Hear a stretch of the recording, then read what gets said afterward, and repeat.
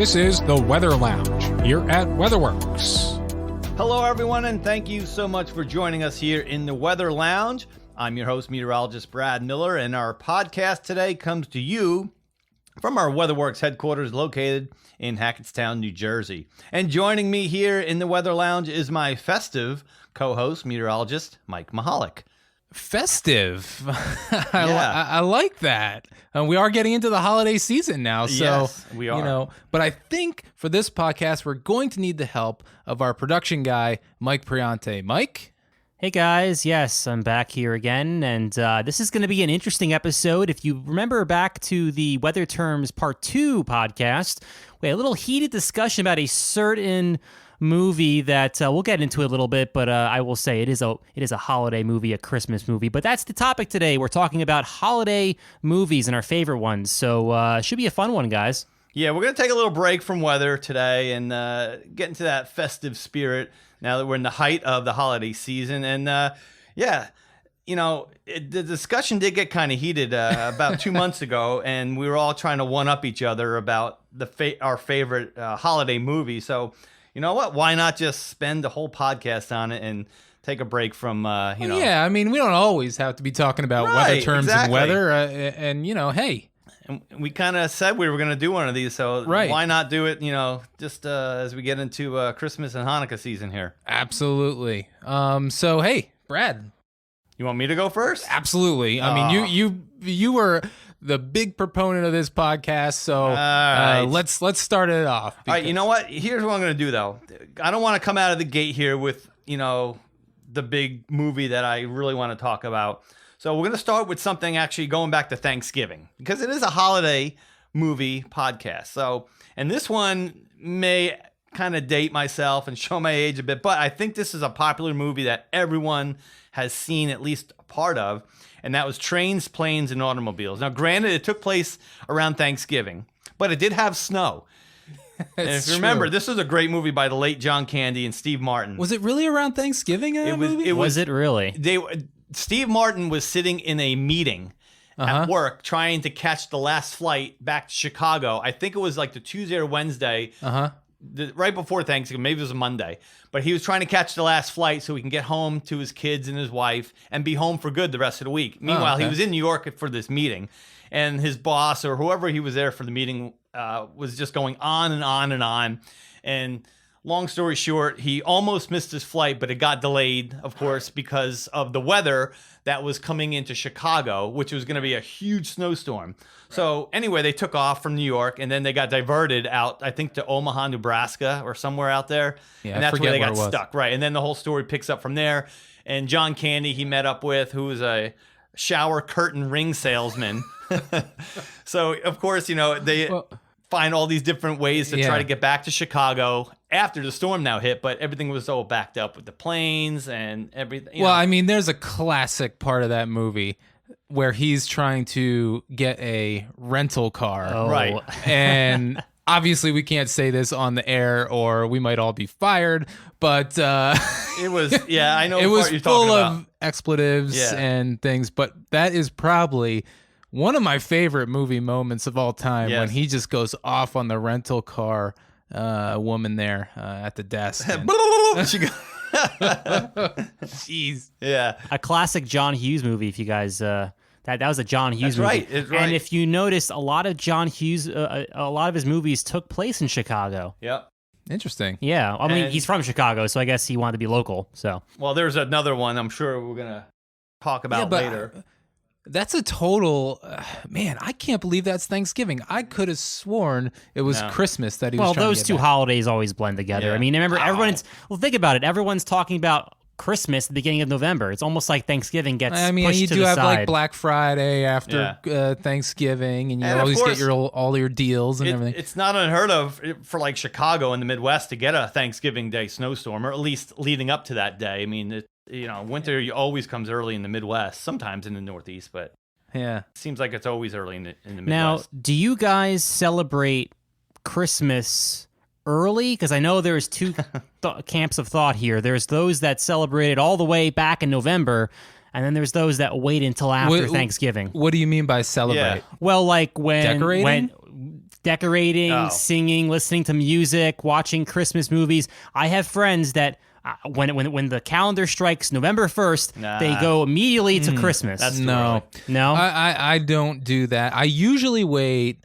Like, I may decorate early, like put the lights outside and all that, but that's only if I find a good weather day. Like, if it's going to be nice weather and it's around Thanksgiving, I'll get those lights going on. Yeah. But, usually I like to wait till December 1st. Okay. Or at least after Thanksgiving.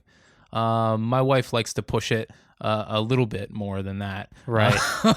What about Christmas music when it comes on? Sometimes around Halloween. I mean, is that too early? No. Some stations go right over. I know on Sirius Radio, I think there's a all Christmas. Well, I'm not sure. I don't think it's on now. Maybe not. But they wait until after Thanksgiving. I think it's after Thanksgiving they start playing Christmas music. I think it's like. Are you sure it's not after Halloween? No, there might be one way up there in the channels. There could be, but I know like a lot of because we're in the New York, the New York Metro, and we have those stations. And I know there's one station that actually plays Christmas music. I don't know if it's before or after Thanksgiving, but they basically just dedicate the entire channel to music. Like, they get rid of everything else and they just play Christmas music. I don't know if it's after Thanksgiving or before, but I wait till after Thanksgiving. I'm good with that too. Thanksgiving, enjoy it, and then you get into you got a month then. Yeah, I would say after Thanksgiving, I might stop by that channel once or twice. Especially with Black Friday and you're shopping for Christmas, so you might pop in. And I always think of it this way: at the end of the Macy's Thanksgiving Day Parade, there's always Santa Claus. So it kind of, to me, that's like, all right, here's the that's like the handoff from Thanksgiving to Christmas. That is the handoff from Thanksgiving to Christmas. Yeah, I mean, but then you have some of the retail stores; they have Christmas things in their stores, and it didn't even hit Halloween yet. I know. There's already there's a couple of big box stores that I know that already are totally decked out with their Christmas displays. And I was just like, can we, they pushed all the Halloween stuff off to the side. Yep. And it's like, okay, can we just get through? Gotta get that early jump. Just get through Halloween. And then you could put out some Christmas trees and lights and things. All right, let's get back to our Christmas movies here before Mike has a... I'm already getting angry. No. I know. All right, who's next? We got Mike Mahalik or Mike Priante. Which one do you guys want to... Are we going to fight for this? Rock, paper, scissors. All right, let's go. Rock, paper, scissors, shoot. Same, scissors. Oh my God, was that scissors or was that paper? What was that? You put out 3 fingers. Oh my God. It's ridiculous. I'll call it scissors. You never seen the double-bladed scissor? No. You never? You're up. Go. Alrighty, so let's. I'm gonna jump forward here. This is one of my favorite Christmas movies.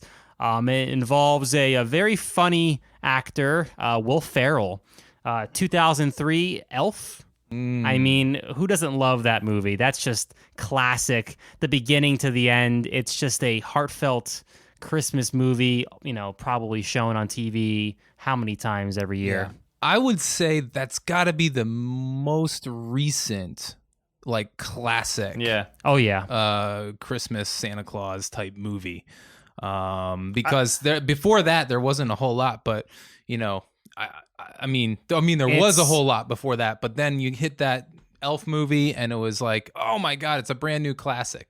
Yeah, I mean, there's probably someone out there listening saying, "What about this movie back in 5 years ago?" And I'm like, well, I mean, 2003, post 2000, in the past 10, 15 years. Yeah, keep going. Yeah, 16, 20 years. 20 years, almost 20 years. Oh no, that's unbelievable. Oh God, I like what Will Ferrell eats in that movie as an elf. That's all the candy and the syrup and. Funny story about that. I don't know if Mike was going to say the same thing, but when he was eating all that candy and spaghetti and maple syrup and spaghetti, and he actually got sick after trying to eat all that. Yes, behind the scenes, like he just barely got through the scene. That was all real food. That wasn't like, I mean, a lot of these actors and actresses that do a lot of these food takes, and I learned this, they're not eating the food. Sometimes they eat and they do spit takes, afterwards, because you have to take. Remember, these scenes are sometimes filmed multiple times. Right. So if you think about it, he has to shove all of that skunk every single time they do a take. So he probably just didn't spit it out. He just kept eating it. So, I mean, of course you're going to get sick. I mean, you're putting syrup and spaghetti, and I'm not going to keep talking about this. My stomach's already hurting. I'm going to pass. I know one of the favorite scenes my 5-year-old likes. Well, actually, I like it too. Is when he drinks the whole 2 liter of Coke. Soda. Yeah,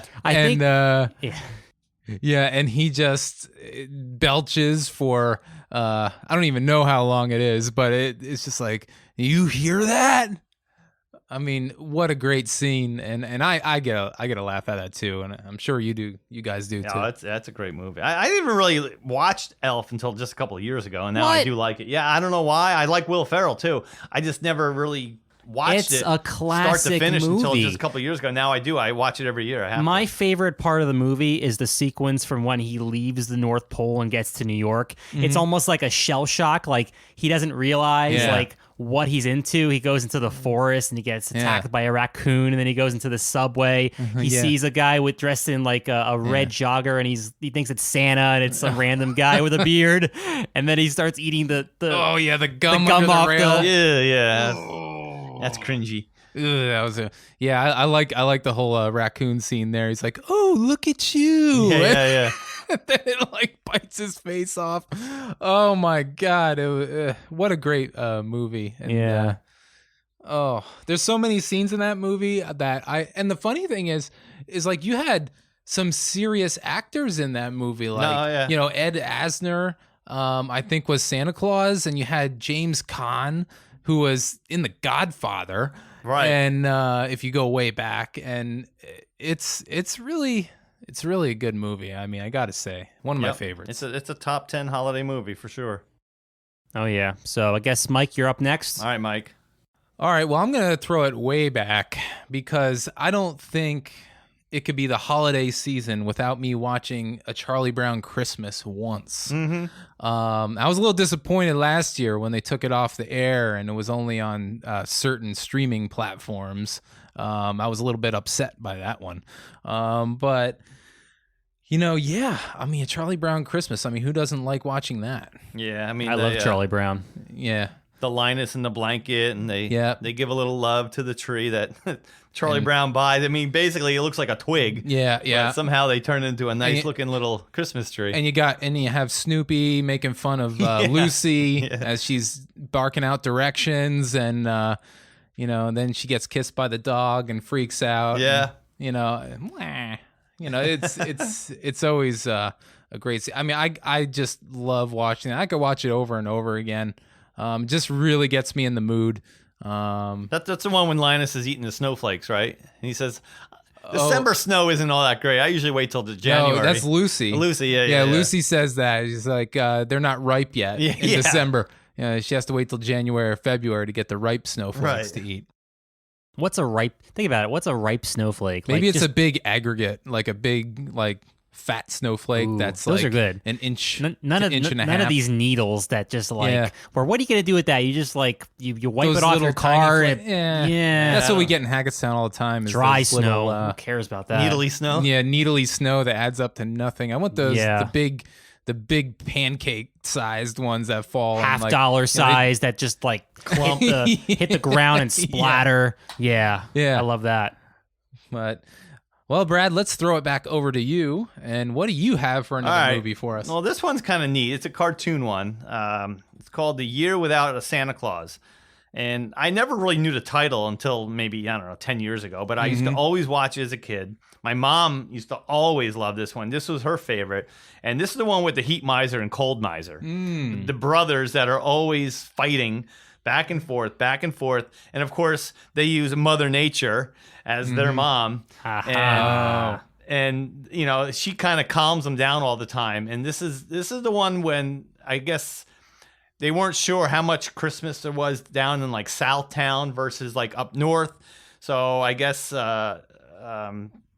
Santa Claus or Mrs. Claus goes down and goes to try to find Christmas and what's going on down south. And I think they're looking for one of the reindeer that took off down there. I can't remember the whole plot, but anyway, the best part was the heat miser and cold miser songs. And the Heat Miser, he has the flamey hair, and I'm Mr. Heat Miser. And it's all the little guys singing with him and stuff. And then you got Cold Miser, his brother, who's just the opposite. And they shoot each other with either fireballs or ice balls. Okay. So, and it's it's a classic movie. It's been around probably since the 60s as well, but. Maybe I'll think of forecasting that way this winter. Yeah. Think about the Heat Miser in the south and then the Cold Miser up north. And I think at the end, I think they have to let each other have a snow day up or a snow day down south, and then they have to let the temperature go up in the north. Oh, I see. For like one day. That's the trade-off. So that's interesting. It's like an hour long too, this movie, but it's definitely something. That's kind of like the puppety type, stop motion. Right. Stop motion. It's almost like a lot of the other classics, like Rudolph and Santa's Coming to Town. I wonder if it was made by the same producer. Yeah, Rankin Bass, I think, something like that. It's all very similar, and it's almost like it could be all one movie, but split out into different parts. Mm-hmm. Interesting. Yeah. Yeah, because I was going to say, that's on my list also. Rudolph the Red-Nosed Reindeer, Santa Claus is Coming to Town. And I think a lot of it is, I watched it when I was a kid, but my brother, when he was a kid, would watch it all the time. Like, it was every day. And I know these movies like, the back of my hand, basically. It's just ridiculous. But, those are two classics there, I always laugh at some of the scenes in Rudolph the Red-Nosed Reindeer where Rudolph's dad, I don't know if it was it Prancer? It was Prancer, or was yeah. it, yeah. I don't know if it was Prancer or if it was one of those other deer, but he takes the mud and puts it on his nose. Right. And he's just like, no son of mine's going to have a red nose. Right. And I'm just like, man, this is made in a different time. And then he talks funny until he takes it. And then Clarice comes along. Clarice, yeah. Remember Clarice? But then every time they say Clarice, I think of Silence of the Lambs. Oh. Yeah. That's not a Christmas movie. No, that's just not that's just not a complete opposite. I know, but when you say Clarice, I think of Silence of the Lambs, and I think of, Here's Clarice, a nice reindeer friend of Rudolph's. Hello, Clarice. Fava beans. Yeah, that's my that's best impression. What was the snow monster in Rudolph? I forget his name. Oh, the abominable snowman. No. Well, they called him Bumble though. Bumble. Yeah. Bumble's Bounce. Bumble's Bounce. Yeah. Right. Because you had the Yukon Cornelius. Cornelius always the guy looking for gold. He's always Cornelius. tasted his pickaxe. That's a great name, Yukon. And then he always licks his pickaxe. He's like, hold it. Like, no. how do you taste if it's silver or gold? I don't know. You have I guess an acquired taste for that. Yeah. Anyway, all right. I guess my next movie, and if you haven't seen this movie, you really should. It's just a classic, and we're talking about the first one, not the second one, because I think the second one was, it was okay. It's Home Alone. Mm-hmm. And we're not talking about the other ones they made in the recent years, the remakes. There's a third and a fourth movie apparently. I don't know if you've ever seen those, but I've seen the second one. I saw the second. Well, second, the third and the fourth one don't include Kevin McAllister, so essentially, forget it then. Anyway, I'm out. If you don't have Joe Pesci and classic Joe Pesci, he's. You think of him as the gangster movies, and a tough guy, and now he plays some bumbling burglar with his. I think for some reason that really works. Yeah, it did. Like in movies, when you take like serious actors, like James Caan. Like James Caan. Yeah, and you put them in a comical role. It's the same thing that happened in Dumb and Dumber, one of my favorite movies of all time. Oh, I love that movie. Not Christmas, but I love it. No, but man, because you had Jim Carrey obviously, and then you had his buddy there. God, what's his name? Oh my God, I'm totally drawing a blank. It's one of the brothers. No, it's it's done by the Farrelly brothers. But he has a bunch of brother actors with him. No. Yeah. God, why can't I? I can't remember. Jeff Daniels. Jeff Daniels. Jeff Daniels. Oh my God. Yeah, but he's a serious actor. I mean, he does like Broadway plays and things like that. But he's funny. But man, in that movie, he was great. Yeah. Anyway, sorry. Like Joe Pesci. No, it's true. It's But I mean, Home Alone, I mean, is fantastic. With of course, with those scenes. I mean, watching those guys run into all of Kevin's traps. Right now, keep the change, you filthy animal.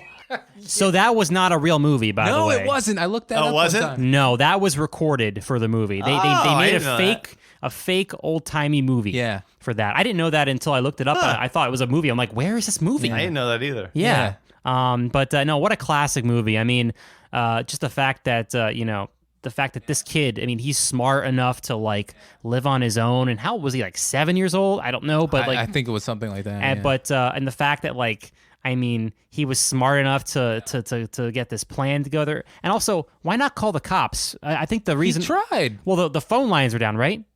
Is that was the thing, right? He tried because their parents called the cops and to send a police officer to check on him from right. France or whatever they were. Right. And the guy came over and Kevin didn't answer the door because he was scared. He thought it was the burglars coming back or something. Right, but you got to think about that though from a realistic perspective. I know I'm going too much here, but like, is a cop gonna like, oh, okay, we'll check on and see if your son's okay. Oh, no answer. I guess your son's gone or missing. Yeah. Like, all right, bye-bye. Yeah. It's like, wait a minute. You're not gonna do any more there? Yeah, the like, guy goes, there's nobody home. I'm out of here, or something like that. It's like, wait a minute. I mean, it's nowadays, if you went to France and you called the cops, you'd have everybody there. You'd have like the National Guard at your house probably looking for your child. Hey, speaking of, John Candy's in that movie too. Yes, he is. Yeah. Oh, that's right. He is. He's the with the polka band. Right.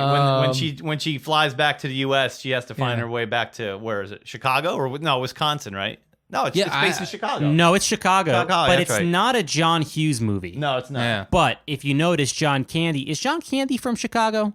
Because that's a good question. Because that would be interesting to know if a lot of John Candy his movies were in Chicago. He was in polka band. They were trying to get back to Milwaukee, and they were going to drop her off. In Chicago. I forget what the polka band name was. Now here's a fun fact. Now, Mike, I may need you to Google this. His mom. Okay, who are we talking about? John Candy? No, I'm sorry. No, Kevin McAllister's mom. Kevin's mom. Okay, yeah. Okay, in the movie. Okay, is I can't remember her real name. Oh, I think I know what you're going at. What's her name? Well, I don't know her. I don't know her name off the bat, and I thought you were this looking just it up. shows you up. This just shows you guys how much we know our actors. Anyway, and actresses, she plays one of the main characters, and I think I can say this in the series Schitt's Creek. Oh yeah, she plays Moira in that series. I just got done watching, which was actually pretty good. Oh, I have not watched that. It's Katherine O'Hara. Katherine O'Hara. Okay. Yeah, and again, we're talking about different roles. She plays, the mom, and sure. And you got to see her. I don't know if anyone's ever watched that series, but it's a funny series. I guess I can say Schitt's Creek. Well, it's correct. Yeah. But you got to watch it. She plays the wife of the guy from American Pie and stuff. Eugene Levy. Oh yeah, Eugene Levy. Yeah, he plays Levy, American Pie. Yeah, that's just a great. And his son is in it too. Eugene Levy's son. Right, yeah. Dan Levy. Yeah, he's funny too. He's great. Now we're talking about series. That's a good series. I did not know. I did not make that connection until I looked it up and I saw. Oh wait, she's the woman from really from Home Alone? No way. Yeah. She was in Beetlejuice, I think too. Was she? Mm-hmm. Oh, huh. Look it up. Google it. He's got the Google over there. He's got the computer access. Brad and I are just sitting at a table. Yeah. He's got the good stuff over there, the computer. But she was in Beetlejuice. I told you. Well, look at that. Yeah. Man. That's what happens. Yeah, make connections all over. So let's get back to Christmas movies. Who right. Me? I just finished Home Alone, so... Did your Rudolph count for you or no? Yeah, we'll count that. So. Yeah, go all right, Brad. We'll get to my biggest one. I got another couple. I have a few honorable mentions, but this one... I guess I'll talk about it first because we all probably had it on our list, or because I already had it on my list first. But it's the good old fashioned National Lampoons Christmas Vacation. Oh, how can you go without watching that during the holiday season? It's a beaut, Clark. Chevy Chase. I mean, everyone. It's like you can. Go through every line of the movie, and basically everyone knows. It's the gift that keeps on giving. It is. I mean, it's a part of the whole National Lampoon series. Now, the first one, of course, was the Wally World one when they went across the country. Right. just Vacation, I think it was. Yeah. National Lampoon's Vacation. And then, then they came out with the Christmas one. Right. And the European one. But the Christmas one, takes the cake. That might be one of the few, like, series or franchises of movies where it may have gotten the better as it went on. sequel is actually way better than the original. It's one of those only Christmas movies I think I can watch anytime during the year. I mean, you pop it into May, I'll watch it. You pop it in August, I'll watch it. I feel like last year I watched it so many times. I don't know why, but it's just too good. I mean, it always caught me, and I had to watch it. And why did they always change the kids? Like, the Dusty was always a different person. Yeah. I don't know, and the daughter was always a different person. Unfortunately, I think the girl that played Audrey in the European Vacation when she passed away.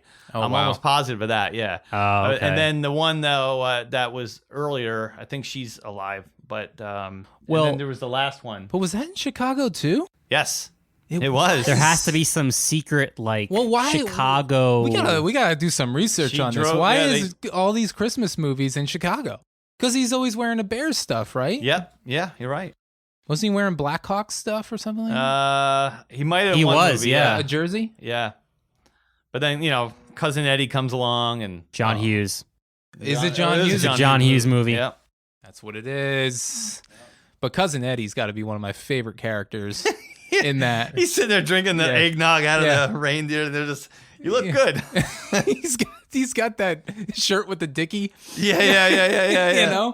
And those terrible white shoes. Shoes. And also the son Dusty, he's he had a big role years later, and the show is off the air now, but it was very popular for a while on a certain station. I don't know if you guys could remember which show. Actually, two shows. One of them was Roseanne. Really? Oh, that was the I guess his Roseanne, big break before they came back. No, this was the original Roseanne, not the new show. Then they had a break, then they just came back a few years ago.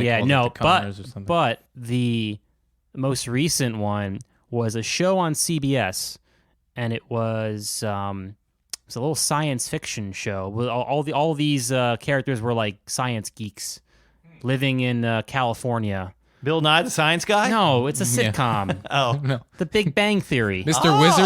I didn't know that. Mr. Wizard. Yes, Mr. Wizard. Coming this fall on Remember CBS. Mr. Wizard, Yeah, Brad? I do. It was one of my favorite first science shows, Mr. Wizard. I can't recall that. It's before your time. I know Bill Nye, so... Yeah. But, that's like your generation's like Mr. Wizard, I would say.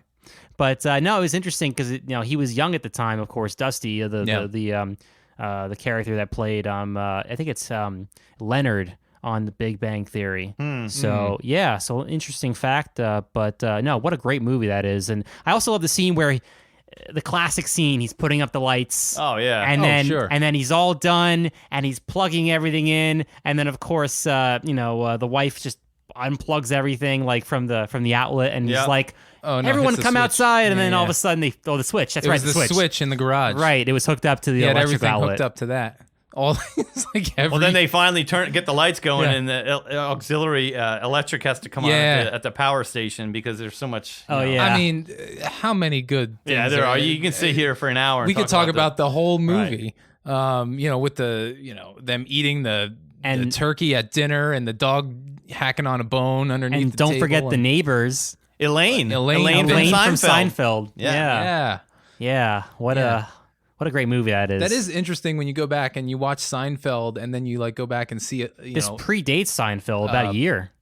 I know, but when you go back and watch Christmas Vacation and you're like, oh my God, it's Elaine. But and you know the part when and there's actually some science to how like that icicle melted. Do you understand like that part where the icicle came through the window? Yeah, hit their stereo. Yeah. And they couldn't figure out what did all the damage, because I guess the icicle had already melted and the water already evaporated, because they couldn't figure out what did that. But think about that. I mean, you could do some damage with an icicle and nobody would even know if it. Yeah, but that melted very fast. It probably did. A little too fast for the movie. Unless I guess maybe it hit their house at 80 hit the stereo, and the stereo exploded, and the heat from that maybe melted. But it wouldn't melted that. I mean, think about how hot it would have to get to melt that instantaneously. Yeah. The whole house would have probably caught on fire if it was that hot. But anyway, we're going into science here. What's this? This is a fun podcast. This is all about whether I'm gonna heat everybody up right now. Oh yeah, here we go. And get everybody upset. let me get my gloves on. Here is the big controversy. Is Die Hard a Christmas movie? No. Yes. All right. Anyway, so my movie. Let's go on. Wow. Right, an emphatic no. It's not. It just takes place around the holidays. There's nothing to do with the holidays. Doesn't he wear a Christmas hat in there too? He wears a Santa hat in that movie? I don't know. I mean, we're talking about, terrorists taking over a building and, Bruce Willis saving the day because he's the only guy, only officer in the building to, But I don't think kids and their parents and they all snuggle up to watch Die Hard. I mean, you don't make hot cocoa and cookies and stuff and sit and watch Die Hard with your 5-year-old. Yeah. Yeah. All right. Well, look, no, not really. every single Christmas movie is family friendly. Let's just put that out in the air right now. True, too. Do you remember the scene? I just pulled it up on the computer. Yeah. Where they have one of the terrorists like tied up and he puts a Santa hat on him. Huh. It's a Christmas movie. Okay. It takes place during Christmas. So yeah, I don't know. I asked the question, but I gotta say, I don't think of Christmas when I watch Die Hard. I'm sorry. Right. It's just, I know it's an honorable mention. All right. I know it's set around Christmas. Don't they mention the word? Don't they say Merry Christmas in the movie at all? I don't know. I mean, I think they do. do. There's a yippee-ki-yay, and you can finish that sentence. But Beep. yeah. But all right. Well, look, I think it's a Christmas movie. I think it takes place during Christmas. I have another one though. We got a no from Brad, and I'm gonna go with no. So that's you're overruled. I'm gonna turn off the audio right now. And, 2-1. You guys can. Well, this one on Mike's list, I know what he's going to talk about too. This is along the same lines, but I'll. Well, all right. Now I agree with Brad on this one. This is a big stretch, but it's Trading Places. Right. Eddie Murphy, Dan Aykroyd. Mm-hmm. What a great movie. Whether or not it's a pure Christmas, it takes place during the holidays.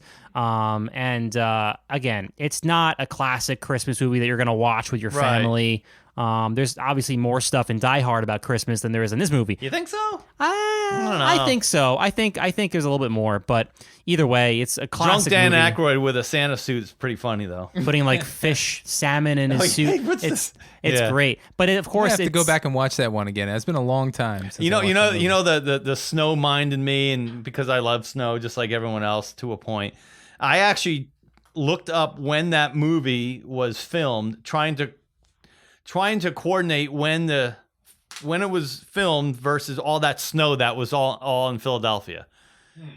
And I couldn't find the storm though. I don't know, because they had like 2 feet of snow on the ground in parts of that movie. Why are you doing this? Just enjoy the movie. But leave your weather nerd at home. But the weather part of me wants to know what storm dropped all that snow. They fake snow in movies. No, this was right? not fake snow. This was legit. If you watch the beginning when the brothers are driving out of their mansion. Oh, okay. There's like 2 feet of snow on the ground. I mean, it probably happened a couple days before they filmed this. They could have been filming this a whole year before it came out. So you have to look at like 82 to 83 or even 81. Yeah. I mean, you never know. But a great movie nonetheless. It was a big storm in 83. It could have been. Well, there you go. In the Northeast. I remember that. There's pictures of me that my mom has. Yeah, it might be that one. But I'm pretty sure it was 83. I love this movie because another thing too is that the characters Mortimer and what's the other guy's name? Is Mortimer? Those are the two brokers. Not the two brokers. The brothers. The brothers. Yeah, Mortimer and the Duke, right? Duke and Mortimer. Yes. Duke and And once the Duke brothers. It was the Duke brothers. Mortimer and I can't remember the other guy's name. You're right. Right, but once they go, and spoiler alert, if you haven't seen this movie, shut this off now. But they go bankrupt. Sure people have seen it. Yes. And they're kicked out on the street.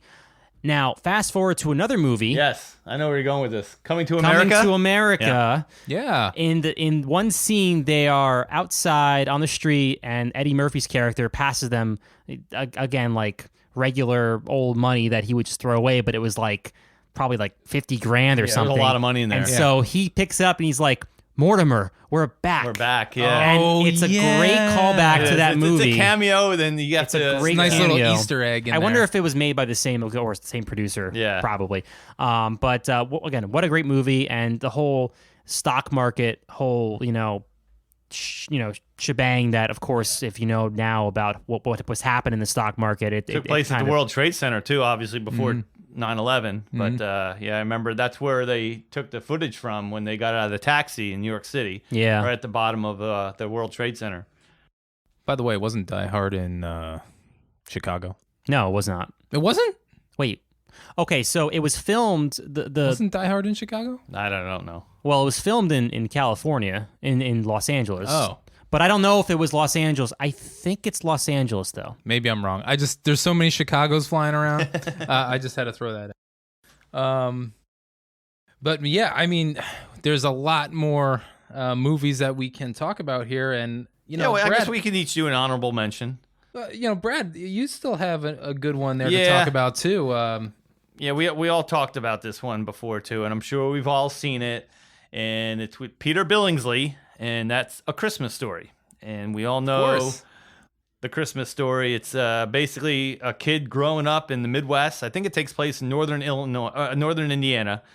And, it's just a day-to-day life of I think it was 11 or 12-year-old kid building up all the momentum towards Christmas, and he wants his Red Ryder BB gun. And he just gives little hints to his mom and dad, and puts like a catalog into or an ad for it into his mom's magazine. It takes place, I guess, in the 60s. I think. No, it's before that. It's 50s maybe? It's in the late 40s. Okay, I probably believe. You shoot your eye out, kid. Yeah. Yeah, and of course, he gets his Red Ryder BB gun, shoots his eye out, which everyone told him, including Santa Claus, told him that he shoot his eye out, kid, as he stepped on his forehead and pushes him down the slide. Yeah. Did you say it was Northern Indiana? It was Northern Indiana. Yep. Because why are all these movies in the Midwest? I don't get it. And again, here's my minding of or my scientific winter mind. It snows a lot in different parts of that movie, and the only thing I think of is probably lake effect, because it's like one day is nice and it's like turning the snow that evening, and it's like you can't get that many storms in a row. So they're by like South Bend. It's probably South Bend, and they're getting some lake effects. Look at that! I can't help it. Fudge. Yeah, but I didn't say fudge. Yeah, I said that. Yeah. That's probably the best part of that movie. I mean, the whole movie's good, but that's the memorable part that every kid. And he remembers. wins the major award at that big leg lamp or whatever. The leg lamp. Yeah. And then of course the scene where like he daydreams because he did shoot his eye out, so he ended up being blind, and he comes back and he's like, "Oh, Ralphie, how could we have known this?" And it's just I love those little like. Well, how about the other cutaways. daydream part when he actually takes out all the burglars or all the little? That one too, where he's shooting them with the BB gun. Yeah. And then of course when he gets the BB gun, what happens? Yeah, and shoots his eye out. Of course. Yeah, I mean it's just a.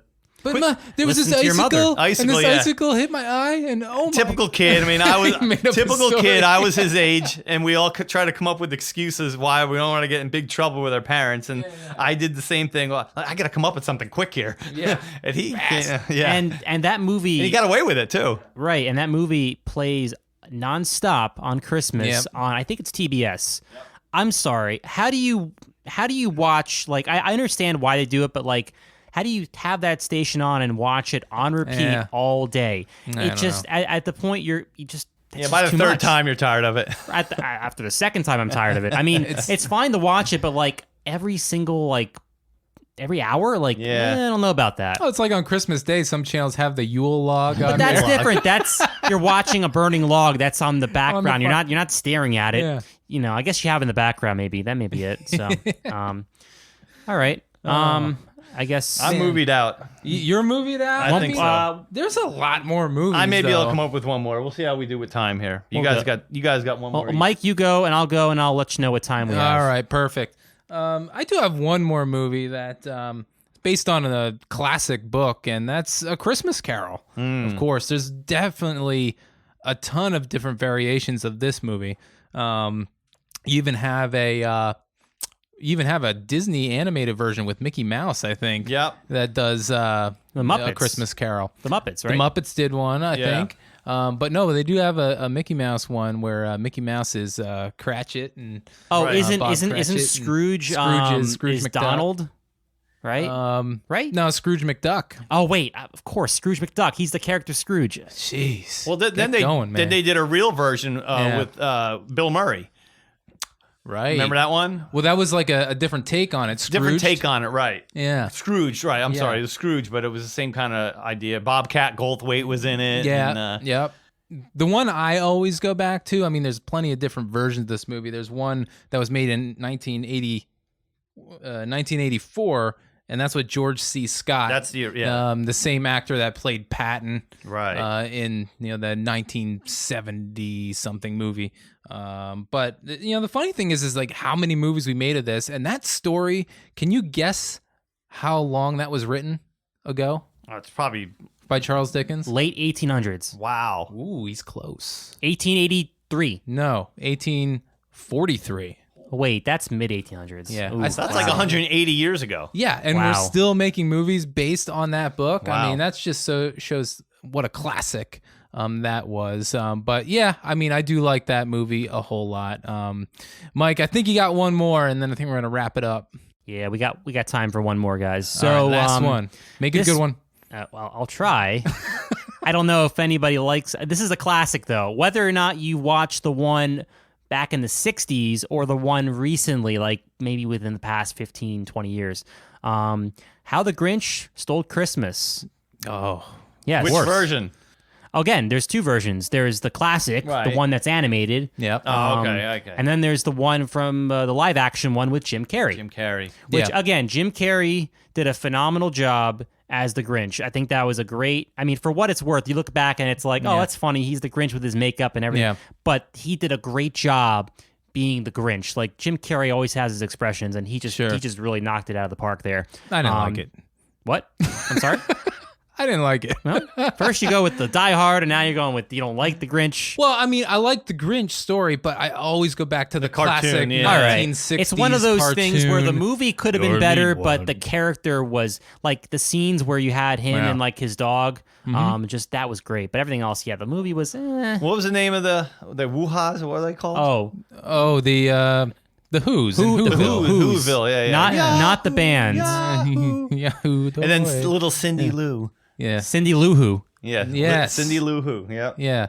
But I do like the old Grinch. I guess I'm a traditionalist when it comes to Christmas movies. I like it too. I mean, I've seen it, but the poor dog had to take that big sled all the way up the mountain. Yeah, I always wondered that as a kid with my science at least interest. Here I'm becoming the nerd again. See?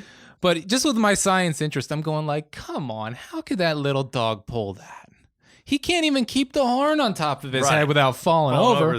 Well, that's a cartoon. Heavy. I think if you apply logic to any cartoon, you're going to find yourself in a world of trouble. Yeah, I know, but I'm just thinking to myself, come on now. He's got the whole town's decorations on the back of that sled. This is ridiculous. I mean, he stole the roast beast. Roast beast. Not beef, beast. Right. Yeah. And he even took the last can of Who Hash. Yeah. And the last thing left was a speck. Oh, yeah. Not big enough for a mouse or something like that, right? Another Dr. Seuss movie that they made, again, it's not, I guess The Cat in the Hat was maybe not a Christmas movie, but, on the same lines. Another great performance, not by, in most recent memory, live action, not by Jim Carrey, but by Mike Myers. Ah, interesting. Yes, that was another good one. Yeah, he played the Cat in the Hat. That was funny. Yeah. That was a funny show by him. But bringing it back around to the Grinch, though, I do like the newest animated one. There's a new one? Oh, right, there is a new one. Yes, you like that one? Yeah, I didn't mind that one. I thought that was okay. My kids watched it. I think it was last year. The newest Grinch movie. I will prefer the old one to the new one. And I like the. My favorite Who in that movie was the one played by, I think, Kenan Thompson. Man, he was funny. He was always so happy, and no matter if something terrible happened, he was like, "Oh well, we'll keep on going." Oh, I broke my leg. Oh, there goes that. My house is on fire. That's fine. That's okay. Kenan Thompson was just great in that. But that was the Wayans brothers, right? No, I don't think so. No. Oh, okay. But man, I think we covered a lot of movies, and we didn't even hit any of these classics like It's a Wonderful Life. It's a Beautiful Life, Mike? Yeah, that's what I said before the podcast started. I'm sorry. We may have to revisit this then next holiday Why season. Brad has to call me out during the actual podcast, I don't know. We'll do this again, I think. This is a good idea. By the way, Die Hard was taking place in Los Angeles at the Nakatomi Tower. Okay, all right. In Los Angeles, not Chicago. Okay. And it's a Christmas movie. Okay, I'm going to go out. It's not a Christmas movie. God, jeez. All right, anyway. That's it for our podcast, everybody. Thanks for joining us. It's been a great time. We'll have another podcast in 2 weeks, so please come back and listen. And also check WeatherWorks out on social media. But until then, thanks for listening. And hey, tell all your friends about our podcast, The Weather Lounge.